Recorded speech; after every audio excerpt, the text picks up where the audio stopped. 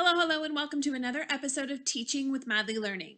Today, I want to talk about how to set up your guided reading and perhaps dispel a little bit of myths on how to structure that guided reading time, especially when we're talking about the junior grade levels. So first thing we need to look at is what exactly is guided reading and what does it look like at the junior level?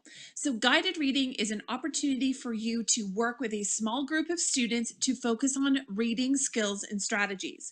At the junior level, a lot of the focus here is going to be on analyzing texts, point of view, evaluating texts, or some higher order thinking skills and strategies related to increasingly complex texts, as well as digging into the text to look at things such as vocabulary and author's purpose, and a lot of the inferential meaning of what is behind the words on the page.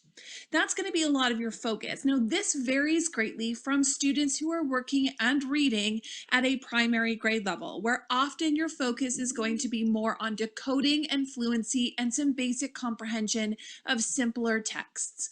So while many of our resources refer to guided reading about making sure that we can increase their fluency, increase their decoding skills, that looks completely different when we're talking about junior grade students, where they have already developed a strong sense of fluency and decoding skills, and now we are looking at really developing and digging in their analytical and evaluative skills when they're looking at a variety of complex texts. So with that being said, the complexities of a junior classroom also mean that the students that are often sitting in front of us are not always going to be reading at grade level. We may still have students with lagging skills where we need to really kind of be the jack of all trades when it comes to guided reading. But it also means that in classrooms such as ours, we need to take the approach to guided reading that this is a triage. There are some students that are going to need more of our support, and there are going to be students that need less of our support. So in that mindset, that means that not every student in your class needs to have an equal amount of face time with you during guided reading sessions. Because frankly, there's going to be a lot of assessment that can take place really quickly with some of your high achieving students. You don't need to spend as much time with them helping them to dig into the text because they're probably most likely going to be doing a lot of this independently on their own, and you can evaluate this skill without a lot of support. So you can do a lot of evaluation of their ability to analyze and evaluate texts based on their independent work, and you don't necessarily need to have all of the observation and conversational data that you would collect each and every week for them because they produce this for you more readily. For your other students, your middle of the road students, or your students that are working at or approaching grade level but are struggling with these concepts, these are the students that you're going to need to meet more regularly. But that still doesn't necessarily mean you need to meet with them every single week. It is these students that you want to check in with and you want to model for them and do some guided lessons with them to make sure that they understand what is happening in the text. You need to do a bit more observational and conversational assessment with these students because you may not always glean that information from their independent work. It's also a great opportunity for you to give some reteaching or some additional assessment time with them so that you have a better, well-rounded idea of how they're meeting the expectations of the reading curriculum. You can assess students in guided reading on their reading skills. Unlike in modeled and shared reading, where you are doing a lot of the work, that is not a great time for assessment. However, it is a good time for instruction. Guided reading are opportunities for you to make observational, conversational, and product-based observations on your students because they're going to be sitting right there in front of you, and it allows you to provide some support as students are moving away from your modeled and shared and into their independent work. It's the goal of that guided reading session to make and bridge the connection between your instructional practices in your classroom and their independent work, with the hope that with more guided instruction, they're able to improve their independent work skills so that they're able to demonstrate a competent understanding of the ability that you are assessing. Now, inevitably, there's going to be another group of students in your classroom that you are going to have to use guided reading to help support their skills. And these are the students that have lagging reading skills that are working significantly below grade level due to, say, learning disabilities, or they perhaps could be English language learners where they are at step 1 to step 3 of their English language learning pathway, and they are developing their vocabulary and their understanding. It's these students that you're going to want to work more often with during the week because you want to be able to build up those skills so that you can make the improvements. However, in a junior level program, the programming that you're going to provide for this group of students is going to be different and will more reflect the primary level of what a typical guided reading session looks like at the primary level. It's going to look more similar to that for these students with lagging skills. We also have to understand that students with LDs or students who have significant learning delays are going to require different types of instructions than our ELL students, especially concerning some of our ELLs if they have previous background knowledge or they have reading skills and ability levels in their first language. Then we have to approach these differently. So if we have students that are ELL students, they're perhaps new to the country, step 1, and they have first language literacy skills, and they're simply just learning the language of instruction at this point, we can do a few things differently, but we'll get to them in a little bit. So let's assume for now that we are sitting around, we have completed our reading assessments, so we know who in our class and where their ability level is right now. So we've already had the snapshot of our class to understand what their reading levels are. Once we have this data gathered, we are now able to group our students by ability. Now, knowing that this is triage, it means that not every group is going to get an equal amount of face time. The goal here is that we want to have between 5 or 6 students per guided reading group, so you can have 4 to 5 guided reading groups. If you can try to balance your class so that you can have 4 to 5 guided reading groups, that's wonderful. Now, that also doesn't mean that those guided reading groups need to be exactly the same number of students. In your lower groups, you may want to have less students, and in your higher groups, you may want to go as high as 8 because you're not going to be meeting with them very often. Now, the schedule I'm going to present is also under the assumption that you have zero withdrawal or other support provided to your classroom for your students. If you have additional educational support provided for your students, this will change the amount of time you are able to support each group. If you have somebody who is able to come in and support your classroom and pull a guided reading group, that is going to be beneficial to your students, and it gives more face time to students who wouldn't necessarily qualify for that support. So it means you provide less support for your lowest level students because they're getting additional support elsewhere. So factor that in when you are developing your guided reading groups based on how much support. The schedule I'm going to talk you through today is going to look and assume that we have about 25 students. We're going to put 5 students in each group, and it is going to be on a 4-week cycle.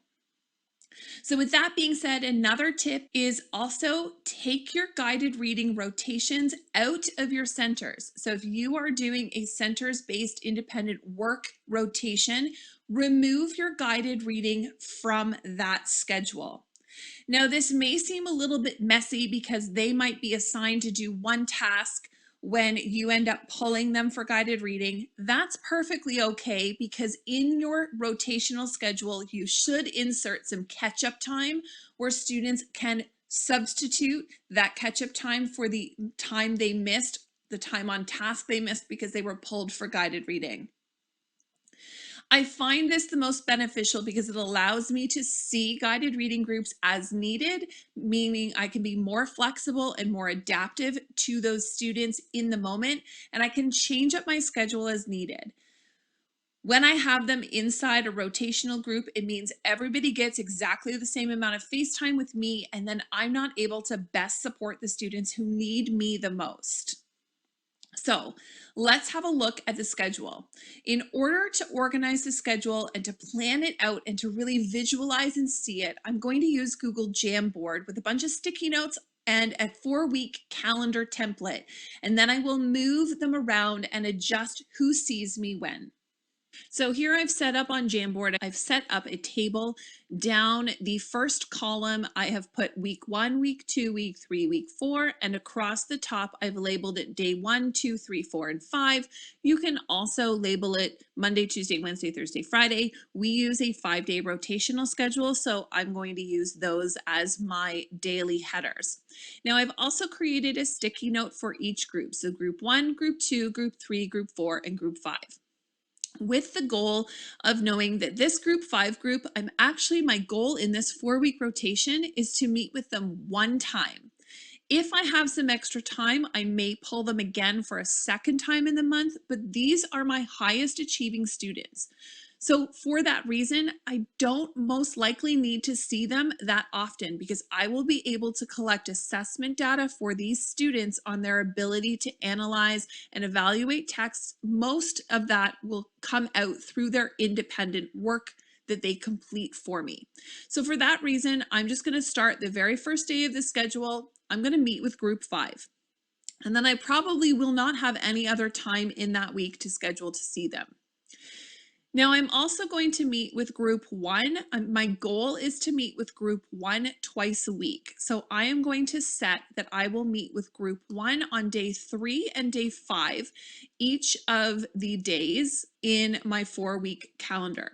Now, one of the reasons I like to meet with group 1 on day 5 or on a Friday is because it allows me to see what they have completed in the week. And it also allows me to set the tone for what they're going to be doing the following week. So I can give them a little bit of that instruction. Day 3 is a midweek check-in, so I can check in with them and give them a little bit of support so that they can kind of get over that hump day. So even comparing how many times I'm seeing group 5 versus group 1, if I see group 5 one time a month and I see group 5 8 times a month, already you can see that this is definitely a triaged schedule. Now, if I had support and these students that are part of group 1 are getting support elsewhere, I would simply reduce the number of times that I am seeing group 1 so that I can adjust and see groups 2 to 4 more often, or even add another time in the month that I could see group 5. Now, the other group that I want to have a standard day for is going to be group 2, and I'm going to schedule every day 2, so every Tuesday I'm going to meet with this second group. These are my students that are working at or approaching grade level. I need to meet with them at least once a week so that I can support them throughout the month and I can check in with them regularly. I like to meet with them either on day 2 or day 4, depending on the needs of that group. Sometimes they might need getting started help. Other times they might need a quick check-in to make sure that they're on track with things. And in that case, I might change the group 2 day to either day 4 or day 2, depending on the needs of those students. Now, group 3 and group 4, these are the students where I don't necessarily need to meet with them every single week. However, the goal is to meet with them 2 to 3 times per month. So in this case, I'm going to put group 3 in week 2 and week 4.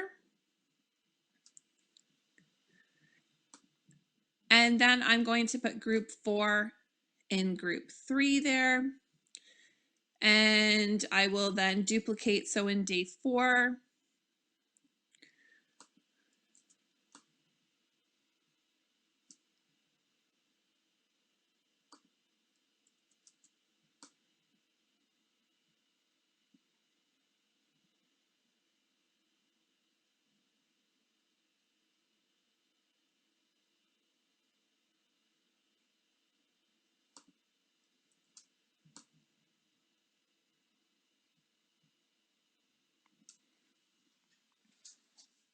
so now in my schedule, I have group 2 meets every single week, group 3 meets every week as well. Group 4 also meets 3 out of the 4 weeks. Now, depending on the groups of students, I could also take out a group 3 and a group 4 and have group 2 meet with me again. I can adjust these schedules by just simply moving around the sticky notes. So this is a really great visual way to be able to see where your groups are, where they need to be, how many times pink shows up, or how many times, your blue group shows up, and you can really map out and see what's happening. You can easily adjust it and move things around as well. If you find that meeting with your group 1 that often is too much, or they don't necessarily need it as often, then you can definitely reduce that amount of time. The other thing that you can do with your group 1 or even your group 2 students is you can find additional time during your week to meet with them one-on-one. Now, a great time to do this, especially with your group 1 students, is to meet with them during independent reading time. So in my literacy block, I always like to spend the first 15 minutes of class time getting settled, refocusing, getting ready to learn, and that's a great time to do independent reading. This is also a perfect time for those Group 1 and Group 2 students to come to your guided reading table one at a time and have them do a little bit of reading with you. You can support them, you can look at more advanced books, you can talk about the books that they're choosing, and just provide some additional support one-on-one with those students. Even if you only have about 5 minutes with a student, that is enough to just give them support because you've had some eyes on time with them, some face time with them one-on-one to help bridge some of the different learning that is happening with your students. Now at the junior level, a guided reading group is ideally between 10 to 15 minutes. And this is where you're focused on the learning part. So if your goal for that guided reading lesson is on comprehension, it is not necessary that the first time your students see the text that it has to be during this time.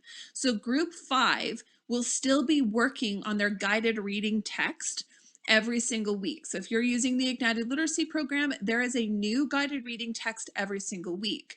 Group 5, even though they only see you once a month, will still read a new text every week. They just won't meet and discuss it with you. They can discuss it themselves, they can think about it themselves, they can complete the activity based on that reading, but they don't necessarily need to check in with you every single time in order to be able to successfully complete that activity for the independent task. Group 3 and Group 4 will meet with you and get some support. Some weeks they'll meet with you, the other week they will not. And they will be able to check in with you, you will check in with them, they'll complete their task, they'll move on.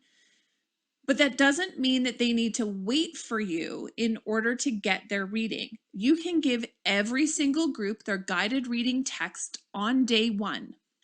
Then when they come to meet with you, they could have already read that text, and you can have them quickly reread the text and then focus the bulk of your 10 to 15 minute guided reading time on talking about the comprehension, digging into the text, analyzing the author's purpose and intent, looking at predictions or what might happen next, looking at why the author did this. You could summarize it, retell whatever strategy you're working on for that guided session. That can be done during the 10 to 15 minutes. The 10 to 15 minutes that you have for guided reading should not be 10 to 15 minutes of you watching them read a text. That is not a good use of your time or their time.